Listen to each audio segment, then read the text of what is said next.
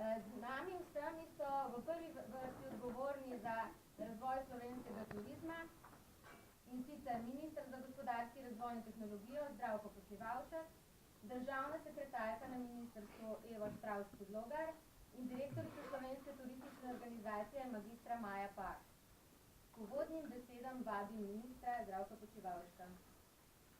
Cenjeni novinarji, lepo pozdravljeni ob koncu že četrtega rekordnega turističnega leta zapored. Tudi jaz moram povedati, da sem vesel, da smo danes vsaj simbolno v največji novi pridobitvi slovenskega turizma, to je v hotelu Intercontinental, ki verjamem, da je dodatno doprinesel ponudbi Ljubljane in verjamem, da skoro pot še k novim investicijam, ne samo v Ljubljani, ki se bodo zgodile na tem področju, ampak tudi drugim v Sloveniji.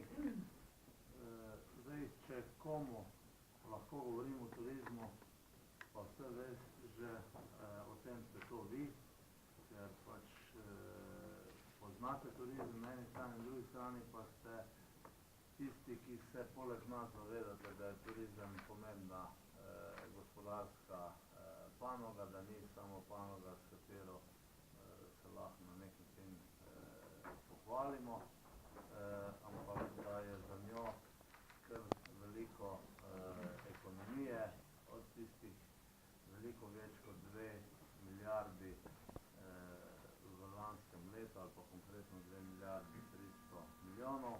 In tudi, če rečem, da ocenjujem, da so te številke v letošnjem letu spodbudne, kakorkoli. Ne želim govoriti samo o fiziki, verjamem, da bo temu sledila tudi finančna zgodba, ampak dejstvo je, da smo zdaj do konca oktobra prišli na skoraj 11 milijonov nočitev, to, kar je bilo lansko letna celoletna številka, da ocenjujemo, da bomo do konca leta prišli blizu 12 milijonom, to, kar sem že povedal, da smo četrto leto zapored na nek način v tem fizičnem smislu v rekordnem trendu, da imamo letos, mislim, da 17% več prihodov, da je to neka osnova, ki nam lahko da pač prave rezultate.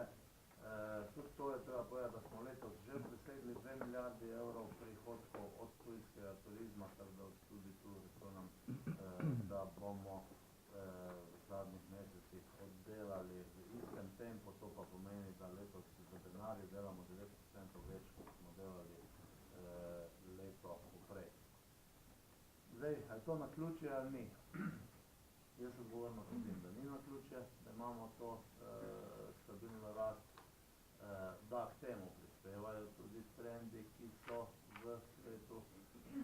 Dejstvo pa je, da je naših 17% večjih, to govorimo o številkah prihodov v letošnjem letu, kot so to številke pri našem severnem in pri našem južnem sosedu.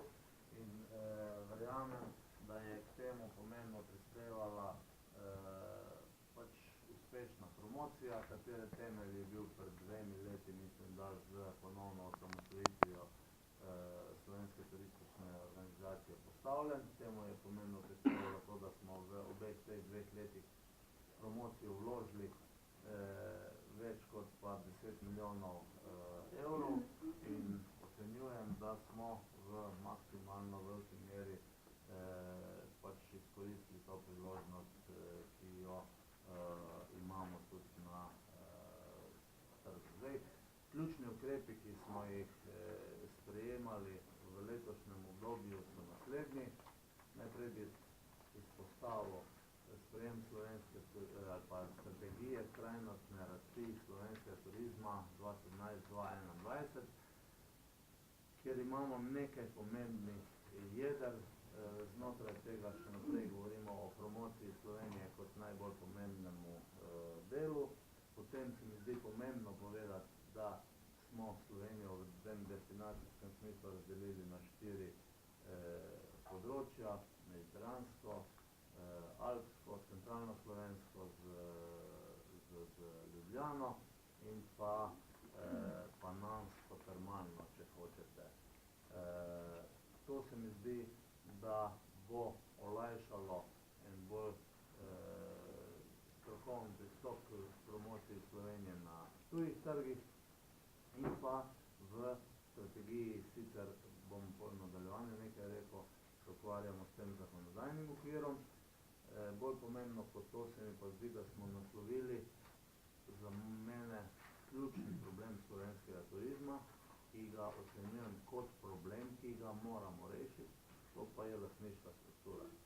Lastniška struktura, ki še danes predstavlja situacijo, da imamo več kot 40% pomembnih podjetij ali pa portfolija v državni lasti. Ta zadeva se tako ali pa drugače politizira, ampak brez dlake na jeziku želim povedati še enkrat, da želimo pripeljati ves ta slovenski turizem v nekem premišljenem smislu do popolne privatizacije. Seveda je pa zdaj vprašanje, kako. Imamo dve možnosti. To naredimo jutri, za vsako ceno, ne da vemo, kaj se bo dogajalo pri jutrišnjem s temi podjetji, ali pa da to naredimo premišljeno. Mi smo se odločili in tudi strategijo zapisali za to drugo pot. Ta druga pot pa vodi preko tega, da želimo najprej skoncentrirati upravljanje vseh teh državnih podjetij na enem mestu v okviru državnega fonda, ki mora biti, vsaj kar se tega turizma tiče, mora biti pa tudi na drugem delu profesionalno in pa strokovno voden in potem od prvega dneva dalje, pa če hočete od jutri, pa delati tudi na privatizaciji. Gre za to, da ni dovolj, da se v teh podjetjih hvalimo s fizičnimi številkami, ampak da moramo priti do tega, da bodo ta podjetja začela dajati tudi dobre finančne rezultate. Vemo, da imamo veliko težav zaradi predhodnih privatizacijskih procesov in da se bolj ukvarjamo s tem, kako bodo lastniki teh podjetij zadeve pripeljali naprej.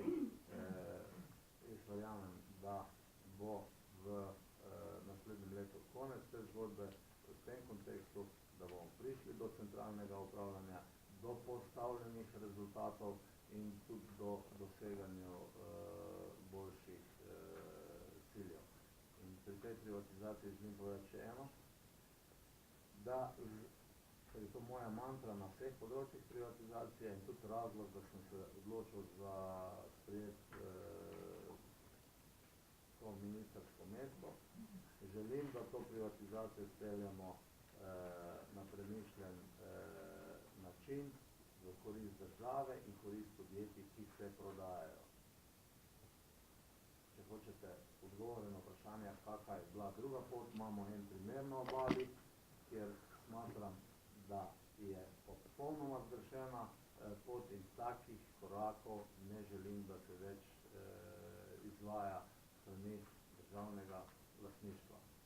Torej mi, ko prodamo neko podjetje, neodvisno tega je turistično ali ne, moramo vedeti, komu smo ga prodali in kaj bo ta subjekt s tem podjetjem jutri naredil. Zakaj? Zato, ker moramo biti odgovorni do lastnine, ki jo imamo in odgovorni do delavcev, sodelavcev, ki so v teh podjetjih.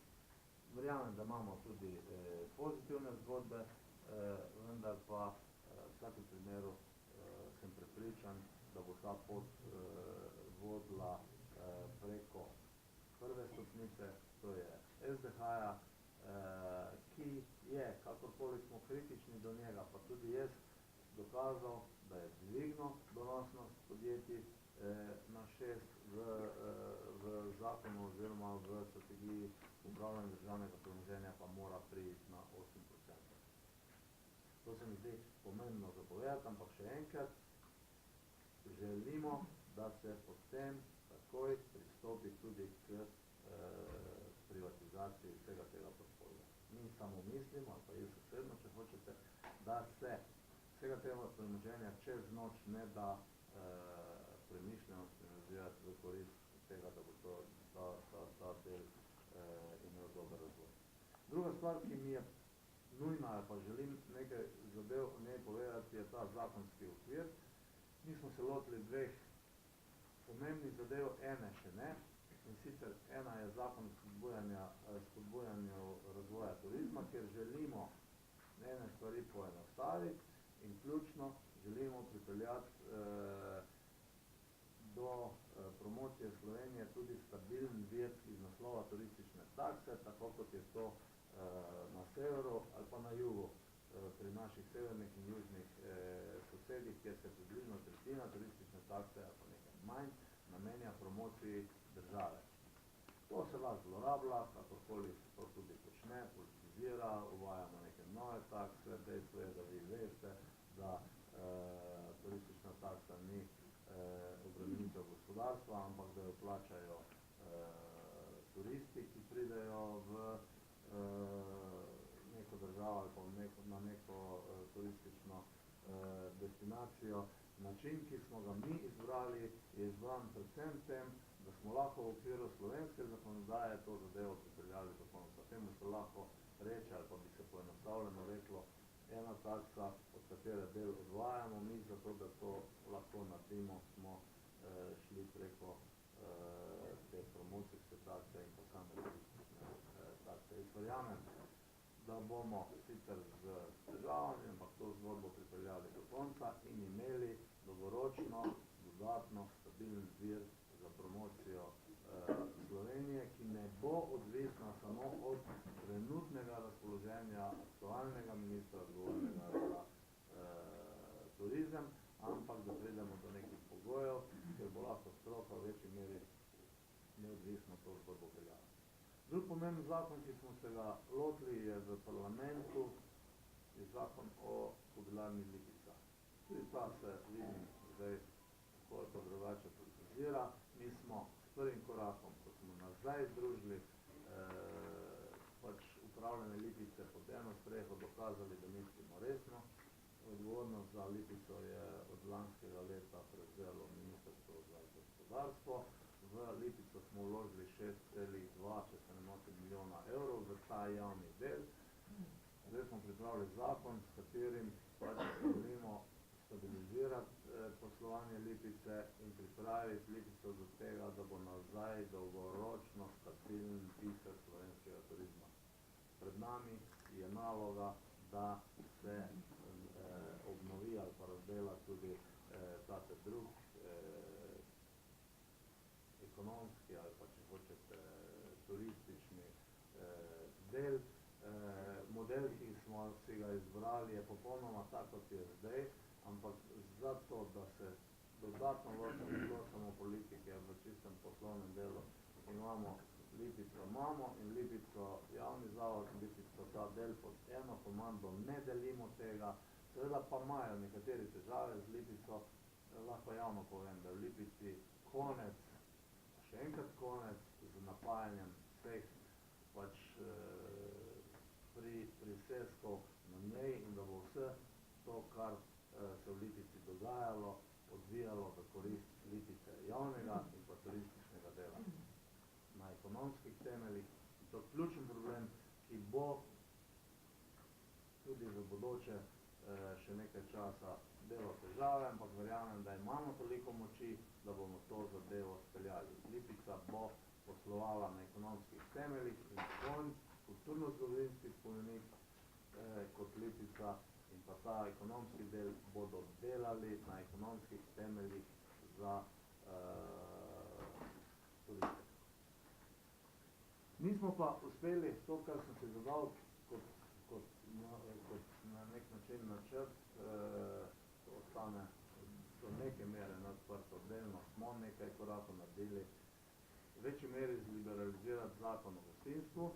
Tukaj je narejen korak naprej v poenostavitvi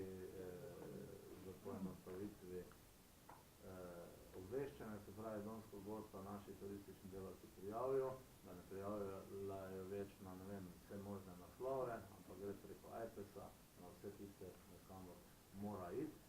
Vendar je bila ambicija večja, ostaja odprta, ta ambicija pa pomeni, da bi želeli tudi v Ljubljani imeti tudi samo poenostavljeno, govorim, lokal takšen, kot je v centru Madrida. V smislu vsebine, seveda naš sistem zapre do pol ure, če pač ne izpolnjuje naših strašno visokih standardov. Tukaj mislim na več zadev, pa če hočete tudi na Hasa, pa še kaj. Skratka, tukaj je veliko odprtih front, ko se vsi strinjamo, da bi zadeve poenostavili, pol, ko pa pridem s predlogom poenostavitve, pol je pa spet takih, ki so gor priskopani ali pa prisestani z neko dejavnostjo, toliko, da je pač vsaka sprememba nemogoča. Ta zadeva ostaja odprta, jaz si jo bom pač prizadeval speljati naprej, kjerkoli bom v nadaljevanju delal, ali na tej ali pa na oni strani. To se mi zdi, da je okrog zakona vse. Še eno stvar bi pomembno pomenil, ki vpliva na turizem, je bila tudi predmet veliko žolčnih razprav, to so koncesije za termalna zdravilišča, ki smo jih končno uspeli na vladi, zdaj so zadnjo odločitvijo, mislim, da prejšnji teden, pripeljati do tega, da mislimo, da so koliko toliko uravnotežena in pa na neki ravni, ki bo tudi izpolnljiva. Jaz bi se vam ob tej priložnosti skratka vsem novinarjem, ki delate v turizmu, zahvalil za razumevanje, za korektno promocijo, sodelovanje. Vas pozivam, da ste še naprej kritični do nas, zato ker moramo biti tudi mi pod kontrolo, čeprav mislimo, da delamo dobro, pa da delamo prave strani stvari, ampak je tudi naša dejanja, namere potrebno prečekirati in v takem konstruktivnem duhu smatram, da bomo naredili še kak dober rezultat tudi naprej. Želim si pa, da bi pač tiste zadeve, ki so vsaj v načrtih dobre, dobile pa podporo tudi z vaše strani, zato ker ne smemo dopustiti, da se nam bodo nekatere dobre zgodbe pač spet zaradi nekih parcialnih interesov politizirale. Za mene so ključne stvari, da pripeljamo ta zakon o spodbujanju razvoja turizma naprej, da ta val rasti turistov podprt s promocijo na nek način zadržimo, da ima to posledice na boljše finančne rezultate, da naredimo korak, ki je nujen k privatizaciji slovenskega turizma, da se nam bojo smejali, ne vem, že ne vem, če še kjeri državi na svetu 40% hotelov državnih lasti, še na Kubi se mi zdi, da so španski lastniki več podjetij v turizmu. In pa Lipica je pomembna ne toliko v smislu denarja, koliko je pomembna kot simbol slovenskega turizma, ker moramo dokazati, da to zadevo znamo peljati. Seveda pa še ena stvar, ker me boste pa pol vprašali, če zdaj ne bom povedal, to ne pomeni, ne, da pa država ne zna ali pa ne zmore kakve zgodbe pa peljati pozitivno. Že danes imamo dokaze, da so nekatera od teh državnih podjetij dobra, da se lahko kosajo s konkurenco. V primeru Lipice pa eksaktno mislim, da je to biser, ki ne more biti in ne bo privatiziran, če bom jaz imel kaj pri tej zadevi zares, pa mislim, da bom imel. In kjer smo v stanju tudi ta turistični del pripeljati do vrhunca v nepopolnoma privatne oblike. Hvala za sodelovanje in želim si, da bomo vsi skupaj uspešno delali tudi naslednje. Zdaj pa k besedi vabim državno sekretarko Evo Štravs-Podlogar. Ja, hvala lepa. Lep pozdrav tudi v mojem imenu. No, minister je povzel ključne stvari, ampak dovolite mi, da mogoče vseeno na določenih področjih povem še sama nekaj besed. Dejstvo je, da nas je strategija slovenskega turizma, ki je opredelila Slovenijo kot zeleno, aktivno, zdravo destinacijo za 5-zvezdična doživetja, nekako vzpodbudila, da bomo tudi v prihodnje sledili predvsem kakovosti, da se bomo povezovali, ker to je pač edini način, da se lahko gost v Sloveniji dobro počuti in da sledimo zavedanju, da je Slovenija tista prva destinacija, ki jo prepoznajo in v katero vstopajo naši številni gosti iz tujine. Potem 4 makrodestinacije, ki bodo se v svojem produktu tudi prepletale in seveda dopolnjevale. Sama strategija je opredelila 6 politik, 7. politika je nekako trženjska, ki jo izvaja Slovenska turistična organizacija in pa skoraj 70 različnih ukrepov in lahko zagotovim, da se kar veliko ukrepov dejansko že izvaja. Vemo, da je strategija do leta 2021, svet se spreminja, mi z njim in potrebno bo biti zelo aktiven, zato da bomo lahko rekli, da ne samo, da se je realizirala strategija, ampak da smo izsledili in predvsem, da bomo dosegli zapisane rezultate, ki so izjemno ambiciozni, torej 4 milijarde ustvarjenega priliva iz naslova izvoza potovanj pomeni, da moramo delati več, bolje in z bistveno višjo dodano vrednostjo. Minister je že omenil 2 zakona, ki bosta še v prihodnosti izjemno okupirala tako samo ministrstvo, moje sodelavce, kot seveda tudi parlament in posredno potem tudi vas. Tako zakon o spodbujanju razvoja turizma kot zakon o Lipici, oba zakona je potrdila vlada in februarja pričakujemo, da bosta na februarski seji državnega zbora. Poleg že omenjenega povišanja turistične takse, ki nam bo omogočil več sredstev za promocijo, ta novo ustvarjeni proračun, budžet, pa seveda prinaša tudi ostale novosti.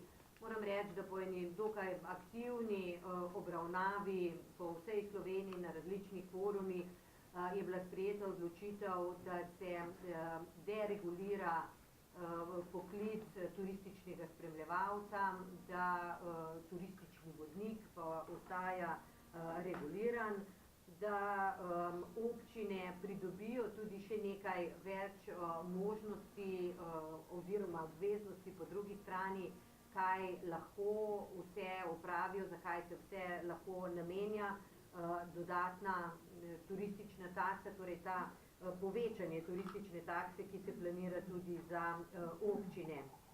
Ravno tako bo sprememba, težko pričakovane spremembe na organizacijo in prodajo turističnih paketov. Ampak, kot rečeno, zakon naj bi bil ena tista osnova za dobro in kakovostno delo, ne tisti, ki ovira, ampak tisti, ki spodbuja nadaljnje aktivnosti v turizmu. O samem zakonu o Lipici bi mislim bilo že vse povedano, verjemite pa, da smo z vso odgovornostjo in zavedanjem se lotili priprave novega zakona in da seveda verjamemo v tudi razvoj, ki trenutno poteka v Lipici. Za tistega turističnega bomo seveda odgovorni še toliko bolj, ker je povezan z dodatnimi sredstvi in investicijami, ravno pa to, tako pa tudi v tistem javnem delu povezan s konjerejo in konjeništvom. In skupaj z Ministrstvom za kulturo in pa z še ostalimi partnerskimi kobilarnami v Evropi se seveda lipicanec tudi vpisuje, mislim, potekajo postopki za vpis v UNESCO dediščino. Naj omenim še nekaj javnih razpisov, ki so pomembni z vidika spodbujanja razvoja turizma in seveda tudi iz vidika signalov, v kakšno smer poteka turizem v Sloveniji. Zato že prvi razpis namenjen podjetjem za implementacijo okoljskih znakov v nastanitvenih objektih. V lanskem letu smo razširili, da ni bilo samo za podjetja, ampak tudi za turistične kmetije in kempe. Vse skupaj je namenjenih nekaj manj kot 100 000 evrov. Na prvi pogled ni veliko, čeprav po drugi strani, glede na to, da je maksimalna možnost financiranja 8 000 evrov, pa to pomeni, da je interesa veliko in da je v Sloveniji veliko partnerjev, ki se vklapljajo seveda tudi v zeleno shemo slovenskega turizma in želijo skupaj z vsemi nami razvijati zeleni trajnostni turizem. Ravno tako je že v končni verziji razpis za sofinanciranje razvoja integralnih turističnih proizvodov. En razpis je bil objavljen že, to se pravi v letu 2016 objavljen, v 2017 ste tudi vi spremljali res kar nekaj uspešnih zgodb, zanimivih novih produktov na različnih koncih Slovenije. No, zdaj je teh sredstev namenjenih še več, 8 milijonov, za seveda najmanj 2 leti, za kdaj se bodo porabila. Ob tem pa, da se upošteva pravilo, da je vzhodni kohezijski regiji namenjenih več sredstev kot pa zahodni. Danes sem vesela, da lahko najavljam tudi javni razpis za sofinanciranje razvoja in promocijo turistične ponudbe vodilnih turističnih destinacij. Kot bo kasneje povedala direktorica STO-ja Maja Pak, je STO veliko sredstev res v preteklih letih vložil ravno v digitalizacijo in v promocijo slovenske turistične ponudbe preko spleta na digitalen način in zato je izjemno pomembno, da lahko te informacije potem pridejo do končnega ponudnika, zato spodbuda povezana s tem razpisom za krepitev digitalne promocije tudi na lokalnem nivoju. In z današnjo objavo bomo nekako, oziroma z današnjo najavo, razpis sam bo objavljen konec januarja, pa spodbuda tako lokalnim turističnim organizacijam oziroma tistim akterjem, ki v mikrodestinacijah skrbijo za promocijo in trženje turizma, da se še bolj aktivno pripravijo na ta razpis. Kar nekaj velikih dogodkov bo prihodnje leto v Sloveniji. Zadovoljni in ponosni, da smo jih uspeli pridobiti, povezanih s športom, s kulturo in pa seveda poslovni dogodki. No, sigurno eden največjih pa je borza profesionalne golf ponudbe, ki smo jo pretekli teden, v bistvu še uradno, prevzeli gostiteljstvo v Cannesu, kjer je pa se letos odvijala ta borza. Gre za IGTM borzo, ki vsako leto na različnih koncih sveta, zadnjih 20 let, združuje vse ponudnike golfa in pa seveda tudi gupce. Pričakuje se 1000 udeležencev oktobra prihodnje leto in menim, da je to velika priložnost spet za nadaljnjo promocijo slovenskega turizma. Prav tako je v objavi še razpis za integralne turistične produkte. Dobili smo kar 84 vlog na tem prvem odpiranju. Drugo odpiranje se pričakuje je marca prihodnje leto.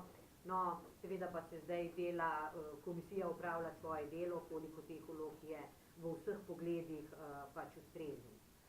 Torej, jaz mislim, da v Sloveniji lahko rečem, da imamo vseeno srečo, da turizem je tema, ki zanima tudi novinarje in da jo pokrivate, ne glede, da je uredniška politika včasih bolj, včasih manj naklonjena tej temi, da pokrivate tudi dobre zgodbe, predvsem ne glede na to, da priznamo, kot je minister rekel, da je treba biti kritičen, pozitivno kritičen, ampak pomembno je pokrivati tudi dobre zgodbe, veliko jih odkrijemo tudi z vašo pomočjo, glede na to, da včasih kakšni manjši ponudniki niti ne povejo ali pa ne pošljajo vabil na ministrstvo, pa se seveda potem odzovemo, ko vidimo, preberemo ali slišimo, kje pa ste vi prepoznali kakšnega potencialnega dobrega turističnega sodelavca.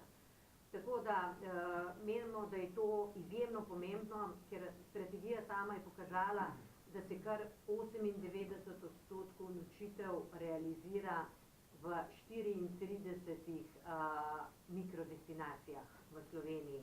Torej, ampak dobra novica je, da so te destinacije vseeno razpršene čez vso Slovenijo, in druga dobra novica, da ob zadnjih statističnih podatkih so bile ostale občine, ki jih pač statistika ne zajema, v katero od teh znanih destinacij tudi beležijo visoko rast. To pomeni, da se turizem prebuja in razvija tudi v krajih, ki jih morda še pred 5 leti nismo imeli na našem skupnem zemljevidu, in to je v smislu turistične ponudbe tudi zelo pomembno. Tako da tudi v mojem imenu hvala lepa za sodelovanje v letošnjem letu in seveda v pričakovanju dobrega sodelovanja in veliko izzivov tudi v letu 2018. Državna sekretarka, hvala lepa. Kot je poudaril že minister, dobri rezultati letošnjega leta niso naključje, temveč so v veliki meri tudi posledica odlično izvedenih aktivnosti Slovenske turistične organizacije. Ključne ukrepe tega leta pa bo predstavila direktorica STO-ja. Spoštovani, lepo pozdravljeni tudi v mojem imenu na našem tradicionalnem srečanju ob koncu leta. Pred enim letom smo skupaj bili, ko smo v bistvu zagnali naš nov slovenski turistični portal, in od takrat moram reči, v tem letu smo naredili zopet en velik korak na področju trženja naprej. Lahko rečem, da za Slovensko turistično organizacijo je to leto, ki se izteka, najbolj promocijsko intenzivno leto do sedaj. Je v bistvu leto, ki ga zaznamuje torej rekordna pozornost Sloveniji kot turistični destinaciji strani globalnih medijev. Zaznamujejo ga številna priznanja slovenskemu turizmu, destinacijam, posameznikom, Slovenski turistični organizaciji, ter številne uvrstitve Slovenije in njenih destinacij na lestvice najbolj atraktivnih zelenih destinacij na svetu strani raznih medijev. V lanskem letu smo skupaj s Slovenskim turističnim gospodarstvom izvedli številne odmevne promocijske projekte, ki so Slovenijo približali turistom kot zeleno, aktivno, zdravo destinacijo, pa bi naštela nekaj najbolj ključnih. Kampanjo Slovenija Make New Memories smo v 21 državah nagovorili več kot 117 milijonov ljudi, in za eden od promocijskih videov kampanje smo na berlinski borzi tudi prejeli nagrado Golden City Gate Award. Prvič v zgodovini smo na Eurošportu prenašali kolesarsko dirko, 6-urnim neposrednim prenosom lepot Slovenije in oglaševanja smo nagovorili 113 milijonov ljudi po svetu. Sodelovali smo tudi pri drugih odmevnih športnih dogodkih in se nedavno dogovorili tudi za sodelovanje pri Ironmanu v Sloveniji. To je prvi Ironman, ki bo v Kopru septembra naslednje leto kot del tripartitnega tekmovanja, tudi v Dubaju in Bahreinu. Gostili smo več kot 400 novinarjev in influencerjev v tem letu, kar je rezultiralo v pozornosti medijev, kot je še nismo bili deležni. V Sloveniji so pisali številni priznani mediji, kot so National Geographic Traveler, Financial Times, Guardian, Vogue, Forbes, CNN, New York Times, Washington Post, Condé Nast Traveler, La Republika in tako dalje. Z ambasadorji Slovenije, kot je Ana Roš, športniki, smo še dodatno povečevali pozornost Sloveniji kot deželi izrednih ljudi in vrhunskih dosežkov. Potem z usmerjeno komunikacijo na družbenih omrežjih Fil Slovenija smo dosegli nove rekorde. Facebook Fil Slovenija je presegel 500 milijona sledilcev, Instagram pa 100 tisoč sledilcev, kar je 180% več kot lani.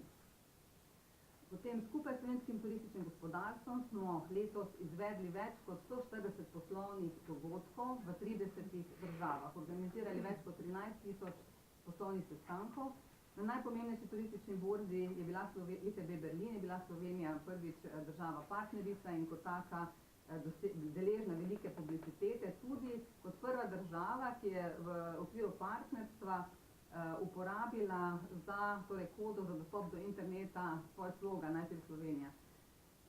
Potem z vami smo se srečevali v okviru številnih dogodkov v teku leta, kot so na primer SIV, Dnevi slovenskega turizma, Blejski strateški forum in pa skupščina Lufthansa City Center, ki je bila v Portorožu. Kot smo že slišali, smo država gostiteljica IGTM-a, prestižne borze na področju golfskega turizma.